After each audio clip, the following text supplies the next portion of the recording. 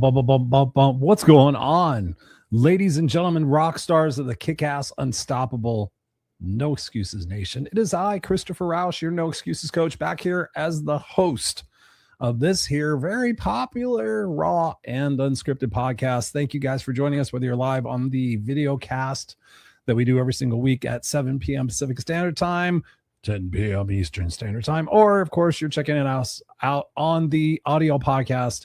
Thank you from the bottomest part of my heart, the deepest part of my heart. Thank you guys for tuning in every single week. Thank you for sharing this out to your brothers and your sisters, saying, hey, check out this dude.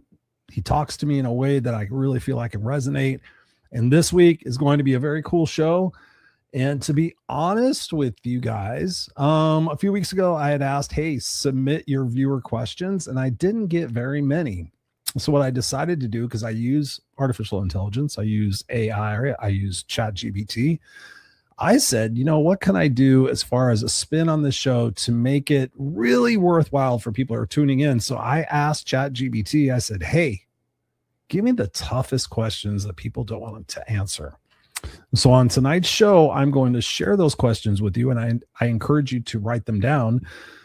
But yours truly is going to answer them honestly and vulnerably on the air. And I will tell you this, aside from copying and pasting them into my show notes, I have not really thought anything about them. I barely even read them. So it's going to be spontaneous here and from the heart, of course, as usual, what you're going to learn and understand about me and perhaps the lessons I've learned that you could apply in your life. Does that sound fair? Does that sound fair?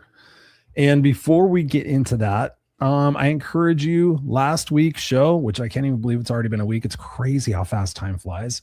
Last week, we talked about can't talk today. I swear to God, I can't talk today.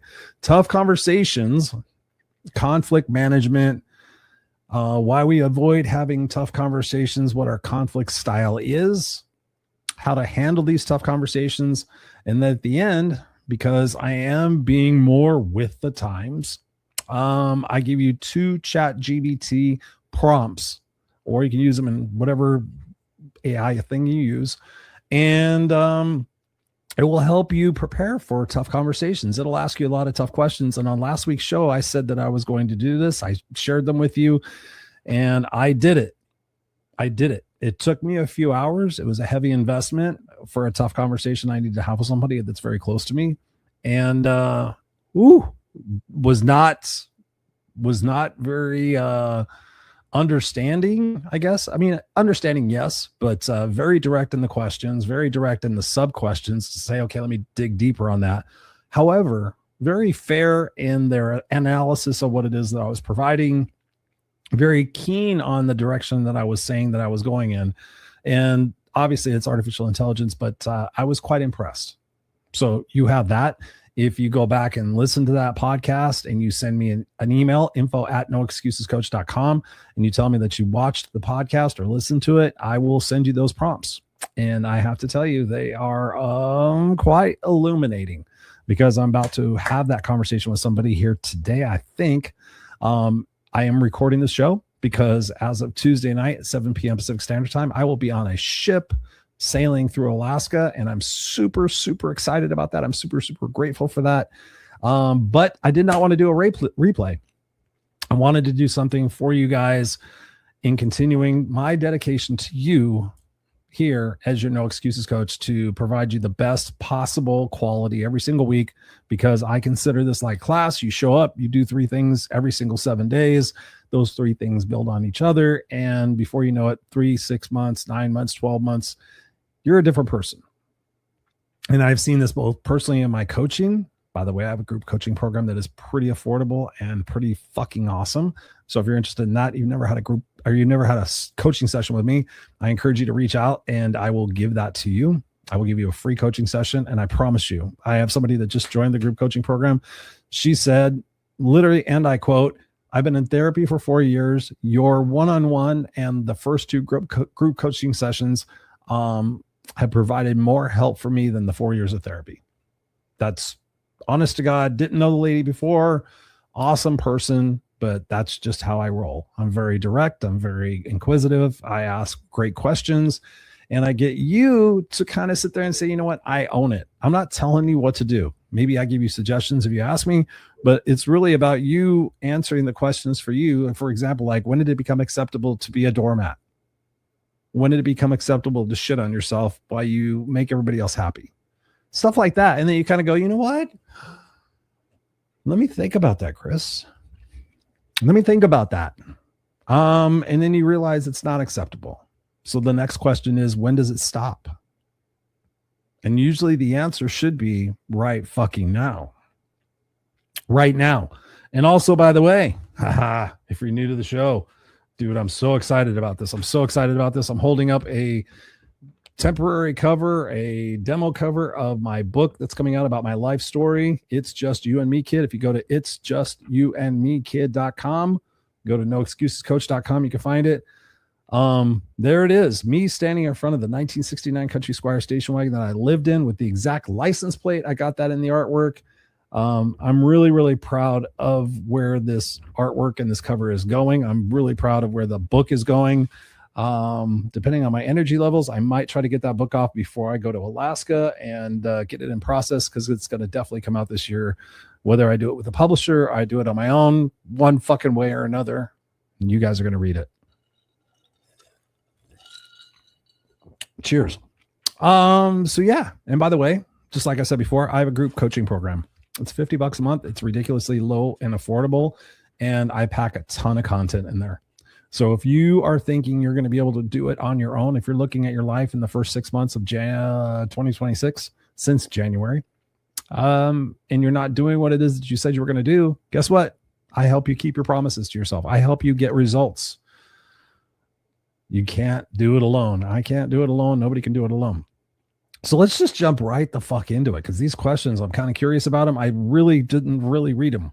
I just pasted them and I kind of got the aspect of it. But let's go into question number 1. I love you guys being in the comments. I know there's a bunch of you people here, Jacqueline and Robert and God knows who else, DS from the food plane, lots and lots and lots of people here who support the show. Thank you guys for being here. I love you and appreciate you. It is, let's see, it's 7:00 on Pacific Standard Time. So I think Alaska time, that's 8 p.m. I might be having dinner, but I tell you what, I'm most likely in the comments of this right now talking with you guys because I love you so much. So let's get into the first one. I'm curious about all of these. Number 1, am I living the life I truly want or the life I think I'm supposed to want? It's very good. I like this. This is all from ChatGPT. I did not write these. I just said, give me the toughest questions that people don't want to answer. And you know what? That's funny, because this is what I was talking about last week and the week before with my guest, Jonathan Pleska. Am I living the life I truly want? Because I want you guys to write these down, or the life I think I'm supposed to want. And I can say without a doubt, I'm living the life I want. I retired essentially from corporate life back in 2019. I've been doing my coaching and my podcasting and speaking. I really haven't done much speaking, to be honest with you, since 2016. I've done a couple of things. I did something in 2024. I've done some local stuff. But am I living the life I truly want? Fucking A. And you know what? It's crazy, because all of my life, I just met my buddy for lunch the other day, and we've known each other for 33 years. And we used to be the guys that were single with toys. SWT, single with toys, sand rails, dune buggies, motorcycles, classic cars, doing what we want when we want it. And now he has a 13-year-old daughter. I have a 9-year-old son. And the fucking crazy thing, get this. Our kids share the same birthday. Out of 365 days in a year, they're both November 29th. And we did not want kids. We did not want to be dads. We were like, fuck that. So am I living the life I truly want? Yeah. And I never thought in a million years that being a dad would be that life. I've sacrificed quite a bit in my professional career, my ego, my vanity, all sorts of different things. But to go out and hug my kid and give him a kiss on the forehead, to tuck him in at night, to play video games with him, to go on this cruise, to drop him off at school, to pick him up at school, to do all the things, I'm living the life I truly want. It's not as glamorous. It's not as impactful. It's not as ego-driven or financially rewarding as I originally envisioned. But yeah, no, the life I think I was supposed to want is that egoic validation. And I did that. I was in the corporate space and I was very successful in it. And it was good. It was good while it was good. But then it came to a point where I got tired of being who everybody else wanted me to be. And as soon as I started being myself, and as soon as I started cutting myself breaks, and as soon as I started taking care of myself, it was, what the fuck is wrong with Chris? Why isn't he giving 1,000%? Like, no, I'm going to dial it back to 125%. When realistically, there's only 100%. You can only give 100%. So when somebody says I'm giving 125%, you can only give 100%.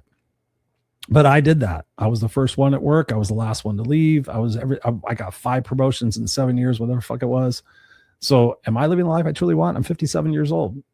I know. You're looking at the camera going, holy shit, that guy's really 57. Yeah. I pride myself on lots of water, and I just packed my vitamins for the trip. And I'm guessing the TSA is going to look at it and go, what the fuck is this guy carrying so many pills? And I'm going to say, hey, don't I look good for 82? And sometimes I do that. I'm like, I look pretty good for 82. And they're like, I'm like, no, I'm 57, but still people think I'm in my early 40s. So yeah, am I living the life I truly want? Yes. But you need to answer that for yourself, because in the other show, and I will tell you this is about the biggest regret in life. If you read the 5 regrets of the dying, the biggest regret of the dying is they lived the life they thought they were supposed to live, but they didn't live they wanted to live. And that's pretty fucking depressing, because you will get to your point where you're dying, and we're all going to die. You, me, all fucking every one of us is going to die. And guess what? There's going to be a moment between where we're alive and we're dying that we get to reflect back on our life, and we get to think, man, I should have fucking said more. I should have done more. I should have taken more chances. Do it. Do it. Do it, guys. It's like, oh, I'm afraid of this and I'm afraid of that. Like 98% of your fears never manifest. And half of your fear is what other people think, or making a mistake, or screwing it up. It's like, it just keep failing your fucking way to success. Okay. Question number 2. What am I tolerating right now that I know I shouldn't be? Gave me a subcontext: people, habits, job, debt, excuses, relationship, health issues. I tend to tolerate people not treating me as though I treat them. Friendships, partnerships, I tend to be like, oh, it's not a big deal. I tend to be more quiet. I tend to be a little bit passive aggressive, quite honestly. But what am I tolerating now that I shouldn't be is the fact that I don't say my piece, my truth with people that should know, because I'm often afraid of what they're going to say. And when you go back to last week's conversation about conflicting relationships, I don't want to hurt their feelings. You know, I know they're good people, and I tend to psychologically challenge myself. I'm like, well, you know, they're doing the best they can. They really don't know. Da, da, da, da. But in answering this question truthfully, what am I tolerating right now that I know I shouldn't be? That's one aspect. I tolerate my own excuses sometimes that I deal with chronic pain. There has been something that I will share with you publicly, that I take pain medication. And there's been times where I've gotten off of it and I haven't gotten off of it. But really, there's a point right now where I should get off of it. And so I'm challenging myself. What am I tolerating right now? I'm tolerating my excuses, like, oh yeah, it helps and it does this and it does that, but it's not very good for me. And I really don't need it, because I don't feel any different when I take it. It's not like, oh, my pain's gone away. It's just, oh, I take the pill every 6 hours and it's good. And that's what I do. And when I don't take it, I tend to start feeling jittery and all that other shit, because it's an opioid. So I just tend not want to deal with it. So I'm tolerating that for myself. So I have a sticky note in front of me that says, what would I tell Jackson? WWITJ. And so when you think about what it is that you do differently in your life, it's about leverage. So when you have leverage in your life, and I look at that, what would I tell Jackson right now? So I'm going to go on the cruise. I'm going to have a good time. I'm going to eat. I'm going to be merry. And then when I come back, it's a new opportunity. I've been watching these videos of 62 years old and 65 years old and 75 years old and 72 years old. All these guys doing fucking workouts and looking more ripped than I am. And I'm pretty fucking good shape. But I'm inspired by that. So what am I tolerating now that I shouldn't be? Is not being in the best shape of my life, is not really, really doing everything, not just some things, everything that I could possibly do to live that extra 10 years and be healthy and to be mobile and not put a burden on my kid. That's what I'm tolerating. I'm tolerating not telling people the truth. So I'm about to have that conversation, because I sat there and I used those ChatGPT prompts and asked myself some tough questions. So yeah, you can't run away from the things in your life that you know that are weighing you down. You can't. Number 3, because I know I could spend hours on each one of these fucking questions. Number 3, if nothing changed in my life for the next 5 years, would I be happy? It says here, a terrifying question because it reveals whether you're drifting or deliberately creating. That's a tough one also. Again, I'm going to be frankly fucking honest with you. I have been more complacent and happy in not being the goal-oriented, do everything, grind guy that I used to be. I've had to surrender and kind of bury that personality, that part of me. And so I went through a period of time where I mourned that because it served me very well. And I thought, oh my God, if I don't do that, will I survive? And what's going to happen? And yeah, there's ups and downs and all of that. But when I answer the question, if nothing changed in my life in the next 5 years, would I be happy? No. Because every single moment, not every single moment, let me take that back. I choose my words carefully. Throughout your years, you should be growing. You should be learning. You should be finding ways to have more peace. You should be having ways to enjoy the moments more. So I'm always changing. That's been part of the problem in my relationships, is that I change and people stay the same. They're all just bitching, moaning, complaining. Oh, yeah, fuck this and fuck that. I'm like, man, I'm fucking happy to be alive. I'm happy to take a breath. I'm happy to smell the roses. I'm happy to chew the cookie and really taste the sugar and the chocolate and the dough and be appreciative of the people that fucking put it together. So yeah, no, I wouldn't be happy if I didn't change in the next 5 years. In the next 5 years, let's see, 57, 5 years, that's 62. So in 62, my intention is to be in better shape than I am now at 57, to be more of an example for my son as he gets older, to ensure that I'm around longer, that I'm a better husband, that I'm a better communicator, that I'm a better podcaster, that I'm a better coach. So no, I would never be happy being the same. That is 100% true. So I'm constantly looking. I have things on my dry erase boards. I have things in my Evernote. I have things in my goals that are constantly pushing me. Increase my VO2 max, lower my blood pressure, all these different things. I'm always constantly looking at that. I joined functionhealth.com. And so I get 160 blood tests twice a year that tell me whether or not I'm in line with all the biomarkers. And truth be told, for the most part, I just saw my doctor, my general doctor yesterday. And she's like, your blood tests look great. I'm like, thank you very much. She goes, your blood pressure looks great. Everything looks great. And I said, and I had to tell her, I said, my CRP, my C-reactive protein is pretty high. My DHA was high because I was taking a supplement. My vitamin D was high because I was taking a supplement. I said, but I stopped doing those. So I knew my health markers. So no, every year there is an opportunity and technology is changing. So the longer you prolong the greatness of your life, the longer you're going to be connected to the opportunity to extend your life. Maybe you want to live to 120 years, you want to live to 150 years. Imagine being able to do that and be healthy. And if you're 57 years old, like I am now, I'm a puppy. Imagine I live another 70, 80 years and I'm super healthy. Holy shit. Like world domination, bitches. All right. I'm trying not to dwell on these questions because I want to get through this podcast and not, and be able to answer all these. So number 4, what lie do I keep telling myself? They gave examples. I'm too old. I'm too busy. I'll start tomorrow. They're the problem. So what lie do I keep telling myself? Probably it's okay. It's okay that I talk to my friend once every 6 months and we really don't talk in between. We don't text in between. That's all right. He's got his life. I got my life, but does it hurt? Yeah. Is it fair? No. Should I find new friends? Yes. So yeah, we tend to compensate. We tend to be complacent. We tend to accept mediocrity. What lie do I tell myself? That I'm pretty good overall, so it's okay that I take opioids. I'm pretty good overall, so it's okay for this. So the lie, I keep telling myself that it's okay. And as much as I strive, and I do strive for greatness, and I go to the gym every day, I've added sauna to my workout, red light therapy. I'm doing all sorts of great things, and I can tell myself and justify that. But if you're operating here, you're good, you're okay. Yeah. And there's a lot of people there, but to be your best, to go to sleep at night exhausted and feeling like, fuck, did I serve humanity? Did I leave a legacy to today that if I died in my sleep and I didn't wake up tomorrow, that people would be proud of me? So you got to think about the lies you're telling yourself. And I know a lot of you guys are telling yourself lies. Oh, I'm healthy enough. I'm okay enough. This relationship's okay. My job's okay. But I'm like, are you happy? Are you fulfilled? Are you feeling excited when you wake up? No. I'm like, imagine if you didn't accept that anymore.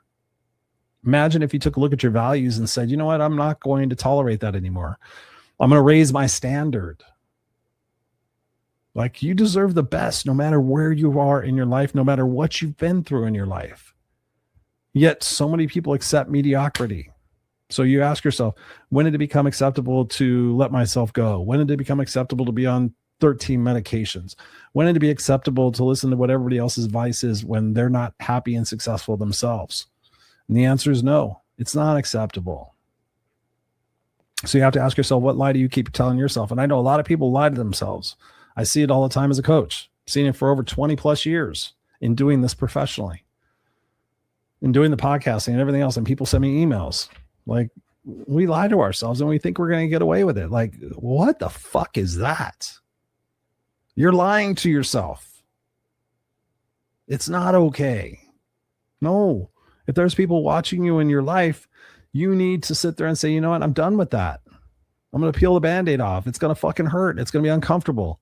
But Jesus Christ, in 6 months to a year, oh my God, how much better could I be? Because we all have to go through the valley of death. We all have to go through the dark night of the soul. And God knows if I've been through some tough situations, but I would not be the man I am today had I not gone through those tough conversations and tough situations. And you know what? You think you're going to get to a place where you graduate and you're not going to have to go through tough situations anymore. But I know I am. I could possibly lose my kid. I could possibly lose my wife. I could possibly get sick with cancer and die slowly for 2 years. I don't know what it is, but I know something is not, there's not going to be the rest of my life where it's going to be peachy keen. And if it is, fucking hell, that's awesome. But as you get older, you experience a lot more loss. You experience the fatigue of your body. You experience the fatigue of your mind. I see people going through it now. Like, Chris, man, when you get to 64, it changes. I'm like, that's not that fucking far away. So I know for myself at 57 years old, once you get into your 60s and then once you get in your 70s, it gets harder and it gets more challenging. So I need to make sure I'm putting nutrients into my body and putting supplements in my body and working out and pushing myself and being that best version of myself. Ice water. No, it's not. It's ice water. All right. Number 5. What am I pretending not to know? That one's interesting. What am I pretending not to know? That is, when I look at that question, there's a couple of different ways to take it. It says here, deep down, most people already know what needs to change. True. And that's what I was thinking about it. What am I pretending not to know? Like when I've been in situations, relationships, personal relationships, intimate relationships, what am I pretending not to know? Oh, that it's okay and blah, blah, blah. But you know what? When people go through divorces or they go through situations where their jobs change and whatnot, I'm like, when did you know? But when did you choose to ignore those signs, ignore those whispers? And it was usually a year ago, 2 years ago, 5 years ago, 10 years ago. And so we pretend not to have all the answers. Oh, I'm not sure if I'm sure. I should be okay. I should just learn to appreciate what I have and it's okay. So when you ask yourself, what am I pretending not to know? Like, are you happy? Yes or no? No. Okay. Am I happy in my relationship? Yes. Am I happy in my job? No. Am I happy with my health? No. Am I happy with my financial status? Yes. Okay. So what is it about my health that I can start to learn more about? I encourage you guys to go to functionhealth.com. I'm not a big fan of doctors necessarily, but functionhealth.com, you go there and you get 160 blood tests and you can do cancer screenings. You can do all sorts of stuff. You can order your own blood test now, ladies and gentlemen. I encourage you to get a vitamin deficiency test, a heavy metals test. Like, do some testing on your blood in your body and oh, I think I'm okay. Yeah, I'm pretty good. You know, whatever my doctor says. No, then you're pretending to put it in their hands and they're practicing medicine. No offense to my doctors who are listening to this, but there is a ton of technology out there. I use ChatGPT. I upload my blood tests. I put all the things in there, what supplements I'm taking. I spent the time to type them all in and said, based on this information, what do you see that I need to do? Where do you see I need to go? For those of you guys who know me personally, I've been doing iron infusions for the last 4 weeks, so 200 units of Venifer. I did 500 units back in March, and it didn't stick. I've done upper endoscopies, lower colonoscopies. I've done all sorts of things to see if I'm bleeding, if I'm leaking, whatever it is I might be. I don't need a fucking colonoscopy. That sucks. No, it's great. It's not a big deal. Propofol is pretty fucking cool. They just put it in your IV, and then you're just like, yeah, I feel. And then you wake up like 30 minutes later, like, what happened? I'm like, oh, they stuck a probe up my ass and fucking took pictures and took video and all sorts of things, and I didn't even know about it. That's pretty cool. So what are you pretending not to know? I know people who pretended not to know that they were in horrible shape. And then the doctor said, hey, by the way, you're diabetic. Hey, by the way, you've got neural retinopathy. I can't remember what fucking term it is. Seeing people get their toes cut off. Seeing people regret because their cholesterol got too high. Their blood pressure got too high. They had fucking widowmaker heart attacks. I could go on and on and on and on and on and on and on and on and on. Question number 6. What would I do if I stopped worrying about what others think? I really don't worry a lot about what others think. Every once in a while, I catch myself and I'm like, like the other day, I was thinking about my neighbor behind me. And I'm like, I wonder what he thinks sometimes. And I got quite honest with myself. And I said, what the fuck is that about? Who really gives a shit? What would I do if I stopped worrying about what others thinks? This is, once you stop worrying and fearing about what other people think, there is such a freedom to be who the fuck you are. In the world, you're a unique individual. Listening to my voice, watching me right now, you are a unique person. Live in that beauty, live in that freedom, live in that chaos, right? I know that people don't get me and don't like me, and there's some people that don't, but God, when I start my TikTok videos or I say, hey, fuckers, I know there's some people that goes, oh, he said fuckers. He doesn't know the command of the English language. Whatever. You're not my people. But the people that comment the first thing, they don't even care about the message. They're like, oh, I love how you say, I hate fuckers. You're my people. There's 8 billion people on the planet. If you're worrying about what other people think, you're worrying about what your parents think or your brother thinks or your fucking friends think, and they're poo-pooing on your ideas and they're telling you to change and you shouldn't do that. And that's too fucking crazy. I can tell you story after story in my life where I was a suit and tie speaker and I decided to look like this and sound like this and just be myself. And Jesus Christ, that was fucking awesome. There is nothing malicious. There is nothing stupid about me because I swear. It's just the way I am. And sometimes it feels good to say fuck instead of truck. Shit in front of instead of ship. We teach our son that words don't have necessarily meaning. It's the meaning that you give them. And I had somebody stop me out of a public speaking gig. And he said, why did you feel the need to use profanity? And I said, oh my God, did I swear? Because I wasn't supposed to swear. And he goes, yeah, well, you just kept saying kick ass. I'm like, no, that's an energetic word. That's like awesome or rad or whatnot. And he goes, yeah, he goes, but I have my son here. And he goes, I just was wondering why you felt the need to swear. And I said, no, I said, can I talk to you for a second? I said, words like you're stupid, you're ugly, you have no talent, you're fucking retarded, whatever. Those sentences, those words said a few times or said even just once can cripple a person for the rest of their life. And how do I know this? Because I do this in coaching. Like can you go back to a position or a situation in your life where something was said to you where you changed the opinion of yourself? And usually it was something like that. Like I used to love to sing and I used to love to dance. And my grandparents said, oh, you're a fucking terrible dancer. Guess what? I never did anymore, Chris. I never danced. And I did that. I put my foot in my mouth many a times and I was told I was stupid and untalented and should be seen and not heard. And I did that for a whole fucking long time. I did. I people pleased and I did everything everybody else wanted me to do until I didn't.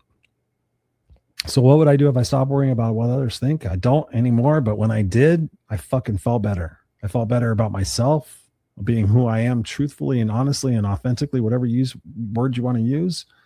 And I felt free. And some people stood by me and some people went their other way and thought all these different things about me. And that's okay. It's not my problem what you think. That's a you problem. All right. I'm going to keep in interest of time because there's a lot of questions that this thing spit out at me.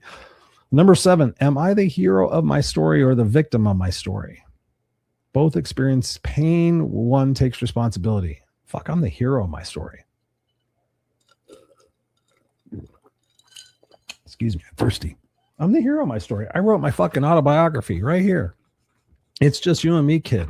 A story of a mother and son survival on the streets of Los Angeles. I was a seventh grade homeless dropout who lived in the backseat of a station wagon with 18 cats and 4 dogs. I was homeless for 4 years. I was carjacked. I had a gun put to my head. I tried to kill myself. Drugs and alcohol and theft and all sorts of different things. I was going to wind up out of this situation either dead or in jail or taking responsibility for my life. And I took responsibility for my life. I got my GED at 18 years old. I went to college and I spent 12 years in college, and I ultimately graduated with a master's degree the same year I bought my first house. I had an excellent corporate career. I had an excellent speaking career, coaching career. I've been in radio since 2013. I had a radio show for 5 years. I've had this podcast for 7 years. I had another podcast for 3 years. I had another podcast for 2 years. I'm a father to a kid we adopted from birth. I have an amazing wife. We're going on vacation to Alaska. Am I the hero of my story? Fucking hell. I make it a point to go to sleep at night and go, what am I proud of today? Did I use my words and my actions to make this world a better place? Did I live up to the intentions that I set this morning to be a present and playful dad? Did I, all those different things. Am I the hero of my story? Fuck yeah. Am I perfect? No, not by a long shot. But am I a work in process? Absolutely.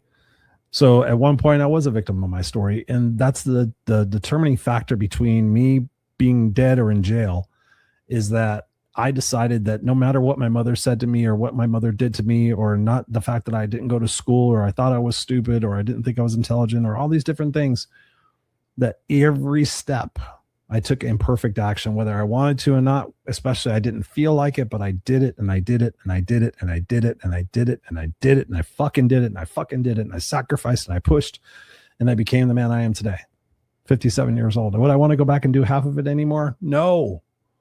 Oh my God. But every step of the way got me a little bit closer, connected me to more people, distanced me from other people.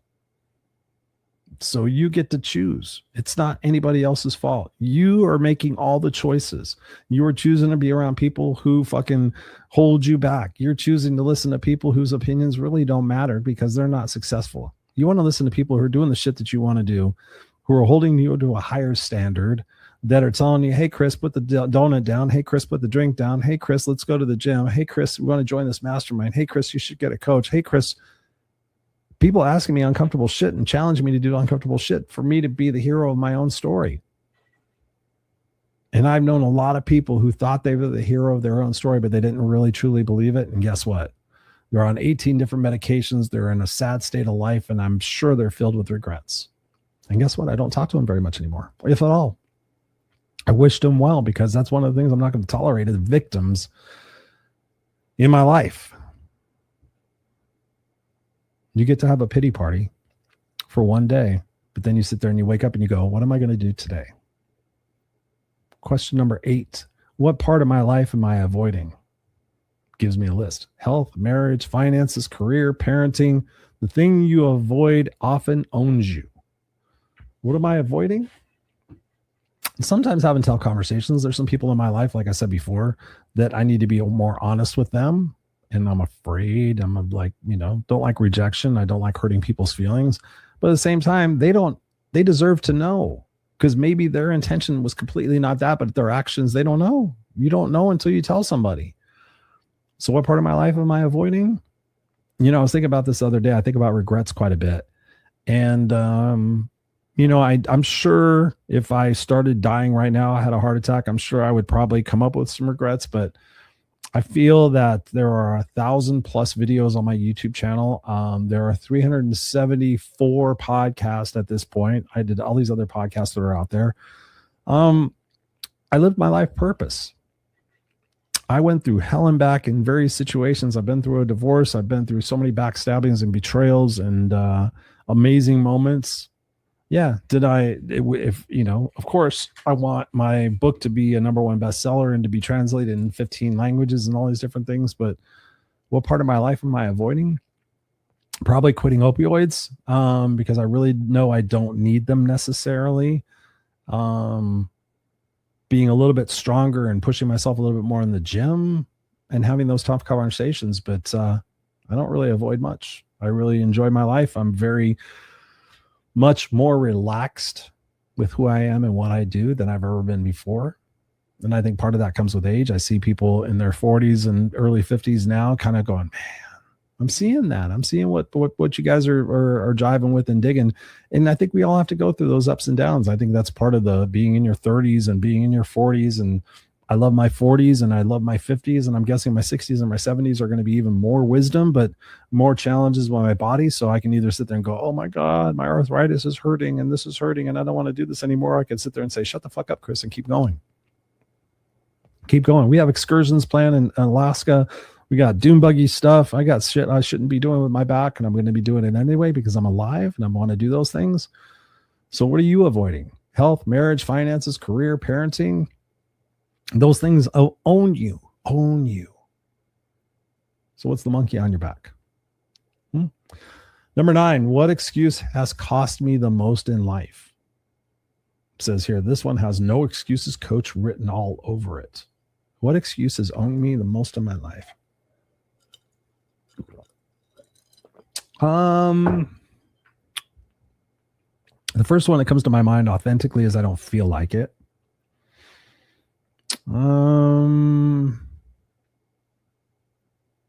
one is I'll do it later. You know, full intention of doing it, but I just don't feel like doing it right now, which I guess is I don't feel like it. What excuses cost me the most in my life? And I really, really try to think about this, and I try to be thoughtful in my response. I didn't study these questions. I saw them and I was like, okay, that's interesting. I didn't really like, oh, okay, this is what my answer is going to be. I'm doing it right now in front of you. The cost me, that's another part of it. What excuses cost me the most in my life? My instinct tells me that I don't want to hurt other people. So I've allowed to be walked on. I've allowed to be taken advantage of. I've had people tell me, oh man, Chris, I wish I was at your wedding. I should have been there. I'm like, it's okay. It's okay. So not speaking my feelings, not speaking my truth in some respects, not wanting to hurt other people's feelings. But then again, you're denying them, because I know for me, when I tell people and they say, oh, I've been thinking about this for a while. I'm like, why didn't you tell me? Had I known, I could have been different. Yeah, I would have hurt my feelings for a second, but Jesus Christ, I wasn't trying to do that to you. So yeah, think about the excuses in your life. Cost me the most. I guess the excuse sometimes, and I wonder about this, is that I'm just not as driven as I used to be about ego and money and all this other stuff. So I don't know if that's an excuse. Like, I'm okay with being where I'm at and what I'm doing, and I really am.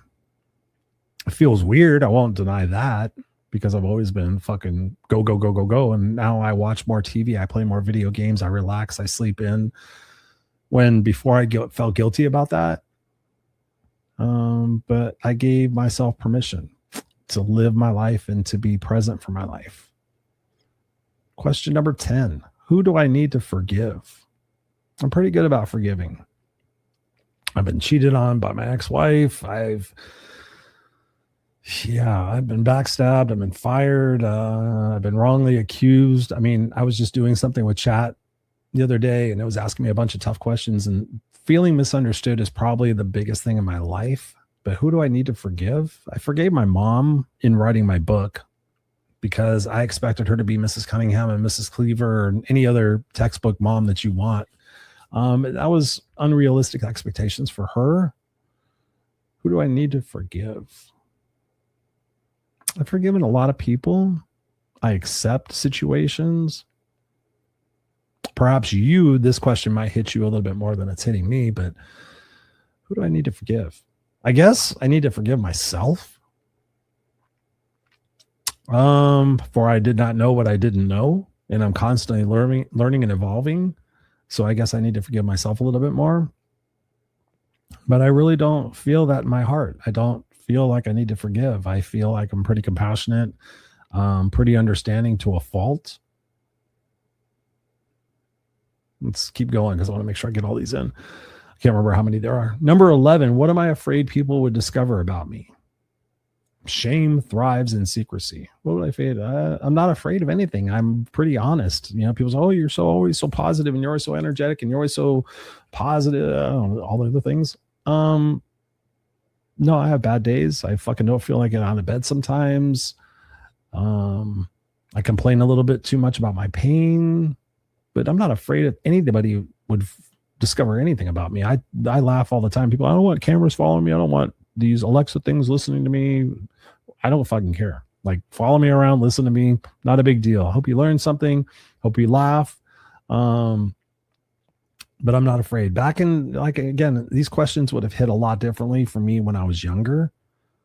I would have been afraid of people not thinking I was perfect, not thinking that, you know, again, I think it's not even thinking, it's the misunderstanding, because I've stuck my foot in my mouth so many times, and I'm afraid I'll be misunderstood. That's my biggest thing, is being misunderstood by anybody. Like, oh, I thought you were this. And I've had people say things about my intentions or whatever, about being too positive. They would discover about me that I'm not all that in a bag of chips, but I'm not. I'll tell you that. That's what I do the show. That's why it's called Raw and Unscripted, because it's raw. It's me. It's life. It's us together, no matter what country you're from, your religion aspect, your sexual orientation, political affiliation. I don't like labels. Like, we're all fucking blood brothers and sisters, no matter what color we are. Nothing. You split us down the middle. We all got hearts and organs, and we could do transplants, and we could trade blood. I think that's pretty cool. So I'm not afraid. I told it to ask me some tough questions. Maybe they're tough for you. And that's good. That is good. That's why I'm sharing these with you. You should be answering these things and giving them some thought. And like, if your initial reaction, like, I'll think about these. I definitely will think about these. I'm like, oh, wait a minute, I should have said that. No, this is what I'm, and sometimes those things hit you. But I'm not afraid. I'm an open book. Like, ask me anything. When I go on podcasts, I'm like, ask me the toughest fucking questions, uncomfortable questions. I don't care what it is. I'm not afraid. Number 12, if today were my last day, what unfinished conversations would haunt me?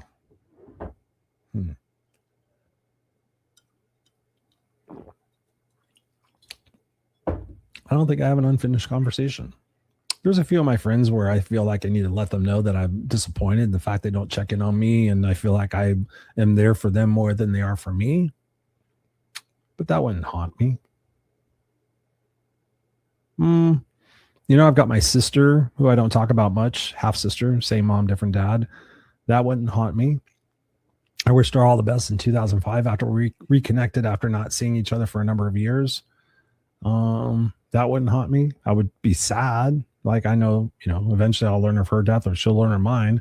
But I was good with that in 2005 when I just decided that, you know, if she wasn't my sister, would I want to have anything to do with her? No. And I wish her all the best. There's no harm. There was no foul. We were just two people that were a part of a situation that collided for a minute. Like, we didn't spend that much time together. Like, brother and sister, those are titles that you earn. Like, oh, you're with us. I tried to let her be that, and it didn't unfortunately work. I wish she could be my aunt to my kid. It's not there. Wouldn't happen. And that's a boundary I drew. That's a boundary I drew, and I said goodbye. It sucks. I'm not going to lie about that, but there's no really unfinished conversations. I tried to find my biological dad, but I found out he was dead. I do know, apparently, according to my mom, so I don't know this for a fact, but I have brothers and sisters out there, because my biological father was having kids the same time my mother was pregnant, but I never contacted him, and, you know, we share blood, but I want them to have their life. I mean, I'm on 23andMe, and I thought kind of that might be exposing, hey, by the way, here's your illegitimate brother, but that hasn't happened yet. So nothing haunting me. Question number 13, what am I doing that my future self will thank me for? Taking care of myself, going to the gym, walking, pushing myself at the gym. And when I don't feel like doing that extra set or that extra weight, or making my fucking bones hurt, or doing my calf muscles the other day, or doing my deep leg bends, or whatever it might be. I just packed my vitamins for my trip. What am I doing that my future self will thank me for? The biggest thing I think would be stopping the opioids. And, you know, it's not like there's a bunch of acetaminophen in there. It's not really like it's terrible for me, but it's, you know, I know that it also affects your serotonin levels and your whatever, your pleasure response. It kind of numbs that a little bit. But my future self will thank me for, I think about myself at 75, looking back at 57, and I could eat a little bit better. Like lately, I've been on this licorice kick, and normally I'm not on a sweet kick, but I also allow myself those opportunities to enjoy and to surrender and not be fucking so hard in the paint, because eventually I will die. And I also want to look back on my life and say, fuck, I didn't deprive myself because I was so concerned about living forever. So there's that too. Number 14, where am I settling? Good enough often becomes not enough. Settling. Yeah, I struggled with this a little bit. I before I had these aspirations of speaking around the world and doing all these things and being known for stuff. But the honest truth is I want to be known for being a great dad, that my son will be proud of me, that he will respect me, that he will be inspired by me. That's really about it. Before, it was about being remembered and making my name and being, all over the place and being on Oprah Winfrey's show and having 3 different houses and owning an island and having all these cars. And I'm fucking really good with where I'm at. I'm really thankful for my life and my home and my cars and my opportunities and my friends and my ability to impact the world with this podcast. I say that every day. I'm like, God, thank you. Thank you. Thank you. Thank you. I'm thankful for my health and my body. Thank you for my family's health and my body, our bodies. I'm thankful for my dog. So I'm really not settling. Sometimes I wonder if I'm not pushing myself hard enough, and I might regret that later. And I just saw somebody else talking about it that made me think about it. But I'm really good where I'm at. And maybe part of my journey is that when I'm 65, things fucking go crazy. And I know that like Colonel Sanders didn't start Kentucky Fried Chicken until he was 72 or something like that. So I'm also very excited about what's possible, what's next with longevity drugs and peptides and whatever else is going to come out, that perhaps, at 80 years old, I'm just fucking getting started on the 3rd chapter of my life and fucking rock and rolling. And all of a sudden I'm speaking all over the world and I'm on shows and my books are getting translated and everything. I don't know, but I'm really good with where I'm at right now.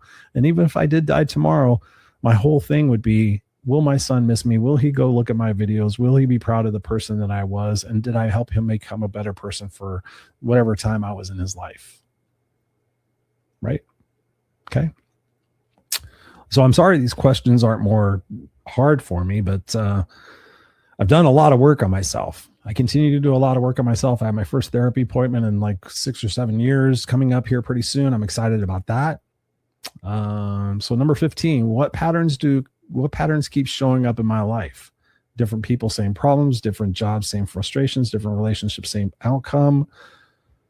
The pattern that's in my life right now is I'm happy and I'm consistent and I'm grateful. And I don't push myself like I used to, because I don't need that validation. I don't need that approval like I once did. I was talking to my friend Rob, who I've known for 33 years, the other day. And I said, you know what? It kind of sucks that most people who think of me will remember me in a certain way. And yeah, of course, I'm still that certain person, I guess, if you put me in that context.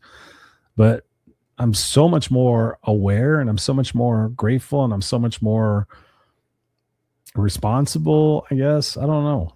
It's you just become a different person as you get older, hopefully. And so what patterns keep showing up in my life?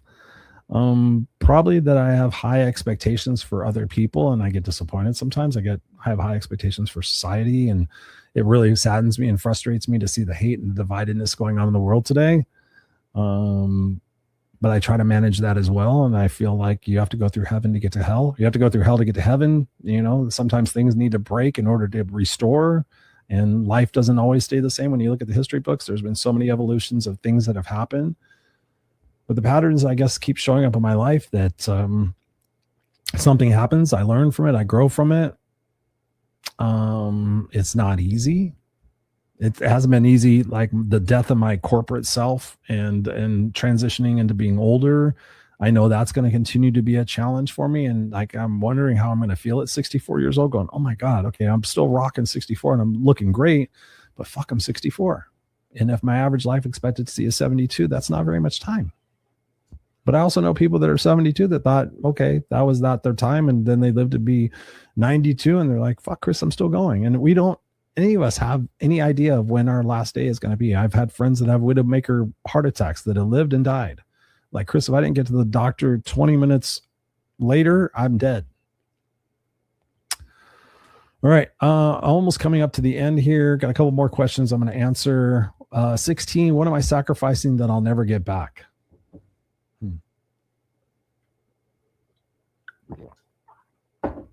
Time comes to mind. I'm sacrificing.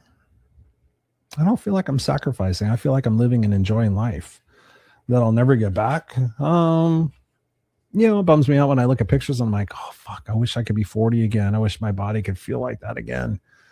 I'm doing really good in consideration of where a lot of people are at my age and with my situations and my back and whatnot. But am I sacrificing? I don't think so. I don't think I sacrifice that I'll never get back. I know that there's just evolutions and there's part of life that just continues to go. And you have to accept the new normal. Like, this is the new normal. When I get up in the morning for the first 20 minutes, I can't fucking straighten up and I feel like shit and my body hurts. But I know if I keep moving, it's going to feel okay. I know when I go to the gym and I push myself through those exercises and I get to the sauna room and I don't like that. And I actually really fucking don't like that. But I know after 13 minutes, about as much as I can stand, after pouring and dripping, I walk outside and I dry myself off and I go outside and I feel really good about myself. So I'll never get back. I guess I wish I could get back my hair. I wish I could get back my hair. I miss my hair. I had long, thick hair. And now I shave it. The thing I try not to regret that I'm really scared of is just watching time evaporate and seeing my kid get older. I saw a woman post. She goes, if I could do anything, I would love to go back in time and see my kids sleeping. Like, just sit there and watch them sleep as a 9-year-old. My kid's 9. And I see him getting older and getting a little bit more distance. He wants to stay hang up in his room and stuff like that. So I hope I don't regret that. I really try to be there. I'm probably over affectionate. I've been told that. I tell him I love him all the time. I just said, does that bother you? I give him kisses all the time. I give him hugs. I really cherish that, which is crazy because I never wanted kids. I didn't want that responsibility. So there's more questions. If you guys want them, I'll give them to you, but let's just kind of find all of this. Let's just think about this. So you are in your life right now. You're listening to my voice. You're watching this on videocast. Where are you at? Are you happy being you? Are you happy with the people in your life? Are you happy with the things you're doing? Are you excited about what's happening tomorrow? Or are you just surviving? Are you playing the someday game and thinking, oh, someday when I have the body, someday when I have the husband, someday when I have the job, someday when I have whatever it is? Are you filling in the blank and thinking, okay, you'll be happy then? Because you're living right now. You're breathing right now. You can, like, I'm so jazzed that I get to go outside and I see I told my wife the other day, and it fucking shocked me to say this, because I've had some pretty cool experiences. I'm like, I really love seeing the wind blow and the leaves like shiver. That's my thing. My biggest thing is going to the ocean, seeing the waves crash and feeling the ocean air and seeing people having a good time. That's one of my favorite places to be. But, you have to ask yourself these tough questions. You can't run from them. And I'm sure for many of you that there's going to be some tough answers. But through that toughness, through that struggle, through that sacrifice, through that pushing, through that strengthening, you become that better person. And you really can't go back. Once you're that better person, you look back and you go, wow, that was an interesting version of myself. Like I told my friend Rob, I'm like, I wish there's so many people out there that I know have an opinion of me and think of me as a certain way. Because of course I did stupid things and I said stupid things. And no, not like I was a mean person, but I was pretty crazy. And I feel sadness that people don't get to know who I am. Like there's a friend of mine that I've known for a number of years. I tried to reconnect with him recently, and I kind of wanted to show him that I wasn't that person anymore, but I don't think he was receptive. There was another friend that we used to hang out once a year or not a couple times a year, and we haven't hung out in a couple of years. And I'm like, what did I do? Like, did I say something? Was there a pattern that he thought was still there? But nobody talks to me. Nobody sits there and says, Chris, hey, I just have to assume, and I have to put stories in my brain or I have to realize maybe it's something about them. I know people feel intimidated about my confidence, and I feel bad for that because my intention is never to intimidate somebody. My intention is to share my love and to share my progress and to share my enthusiasm for the fact that we keep going and we keep pushing and we keep learning and we keep growing. And yeah, some days are fucking tough, but this is life. Like, think about it. Like, once we die, it's not like we get to fucking get back in line and come back and do it again. So we're alive right now. We get to do these things right now. So what is it for you? Are you going to accept my offer and say, Chris, I want that coaching session? Chris, I want to join your coaching program. If you do, then reach out to me. info@noexcusescoach.com. That's the email. You can get me on any social media. Say, Chris, I want a coaching session. I promise you, there's never been a single person that's had a free coaching session with me that didn't walk away going, holy shit. Maybe they didn't sign up for my coaching. They couldn't do my one-on-one or anything else. They said, holy shit, Chris, that's crazy. That helped me. And like I said, the newest person that joined the group said out of 4 years of therapy, her first 3 meetings with me have been more impactful than all of that put together. And I feel that. I know she's not lying. So it's up to you. So now, guess what I'm going to do? It's 4:00 here on, when am I recording this? Friday night, Friday afternoon. I'm going to go finish my packing. I'm going to enjoy some time with my son. And I'm going to leave for Seattle tomorrow. Then I'm going to get on a ship on Sunday, and I'm going to spend 7 days checking out Alaska and being super excited about the ability to do this. As a 7th grade homeless dropout who lived in the backseat of a station wagon, who was abused and neglected and bullied and all these different things, I've made this life for myself. And I get to use my voice into this microphone, into this computer, into the place that goes all over the world. We're in Vietnam. We're in China. We're in Brazil. We're in England. We're in all over the world. Me, you. Like together, like you're listening to me right now. How fucking cool is that? So it's a question of what it is that you're going to do. And then I encourage you, not because of me, but do that and then inspire other people. Like, we can all make this world a better place. It's not the politicians. It's not fucking government. It's not anything. It's like all of us banding together and saying, you know what? Let's lock arm in arm. We may disagree on certain things, but ultimately we all want the same thing. So let's stop listening to the bullshit. Let's stop listening to the bots on Twitter and fucking all this other bullshit. Let's listen to with the intention of understanding and making this world a better place. Can we do that? All right. I will see you here back when I get back from my vacation. And we got some great guests coming up and some solo shows coming up too. So I love you guys. Let me know what question hit you the most. Send me an email, info@noexcusescoach.com. I love you guys. Peace.